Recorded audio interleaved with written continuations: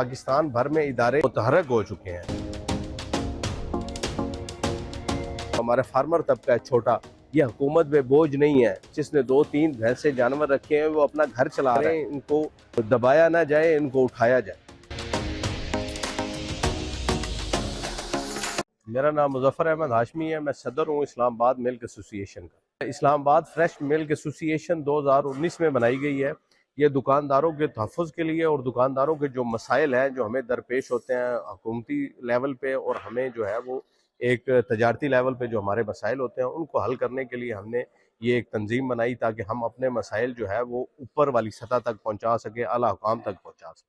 सबसे पहले तो मैं ये बताऊं कि दूध में जो पानी मिलाया जा रहा है, इसके लिए अब हर सुबह में पाकिस्तान भर में इदारे जो है वो मुतहर्रिक हो चुके हैं। अब मुतहर्रिक होकर इदारों ने अपना काम किया है। अब चीज़ें जो है वो हमें ब्लेम किया जाए कि ये ऐसे किया, ये दिया जा रहा है या ऐसे किया जा रहा है। इदारा अपना काम करे और अपनी स्ट्रेंथ शो करे, क्योंकि पंजाब फूड अथॉरिटी की पेज पे जो डेली की बेस पे रिपोर्ट आती है उसके मुताबिक जो पूरे पाकिस्तान पंजाब में 1% दूध जो है वो गैर मेयारी है। उसमें अभी तक पंजाब फूड अथॉरिटी की किसी रिपोर्ट में कोई मुजरे सेहत या कोई जहरीला दूध के तौर पे कोई दूध अभी तक साबित नहीं हो सका है। सिर्फ 1% दूध गैर मेयारी है।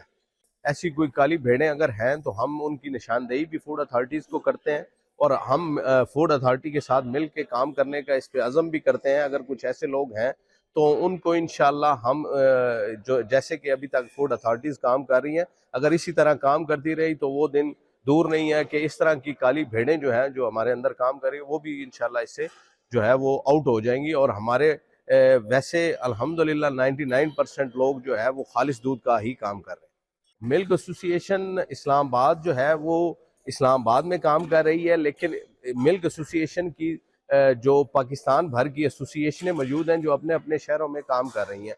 जब उनको मसाइल जो आते हैं जो हुकूमती लेवल पे होते हैं, ख़ास तौर पे एक हमारा बहुत बड़ा मसला जो है वो रेट को कैप करने का है। रेट को जो है वो डीसी साहब कैप करते हैं। उससे ये होता है कि रेट जो म्यारी तौर पे दूध जो है उस पर बिकना मुश्किल हो जाता है, तो लोग फिर उस रेट से ऊपर रेट पे बेचते हैं, क्योंकि जो डीसी साहब का रेट होता है उसके पीछे कोई फिजिबिलिटी रिपोर्ट नहीं होती। उसके बाद जो है वो जब उसको रेट को मार्केट में लाया जाता है तो फार्म से रेट महंगा पड़ रहा होता है और डीसी साहब का रेट कम होता है, तो उसके मुताबिक फिर जब वो दुकानदार उससे ज़्यादा रेट बेचता है तो उसको जुर्माने भी किए जाते हैं और उसको एफआईआर भी दी जाती है और उसको पाबंद सलासा भी किया जाता है। तो मैं ये इस पे जो है आला हुकूमत के अहदेदारान से, मिनिस्ट्री से, इस पूरे अमल में जो भी लोग शामिल हैं, मैं उन्हें कहूँगा हमारे इस रेट को जो एसेंशियल कमोडिटीज़ के रेट है पूरी दुनिया में कैप नहीं किए जाते, लिहाजा पाकिस्तान में भी इसको डी कैप किया जाए।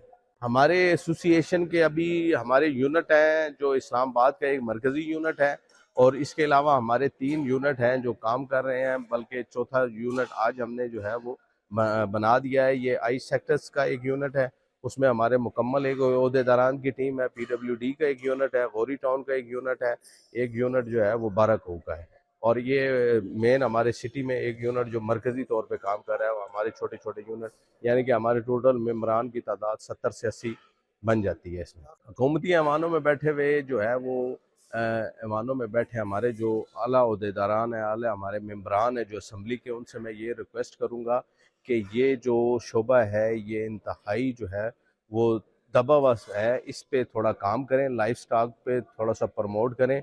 वो दिन दूर नहीं कि अगर हम लाइफ स्टॉक को प्रमोट करेंगे, इसके बारे में सोचेंगे, तो हम बहुत सारी मिल्क की प्रोडक्ट्स को एक्सपोर्ट कर सकते हैं।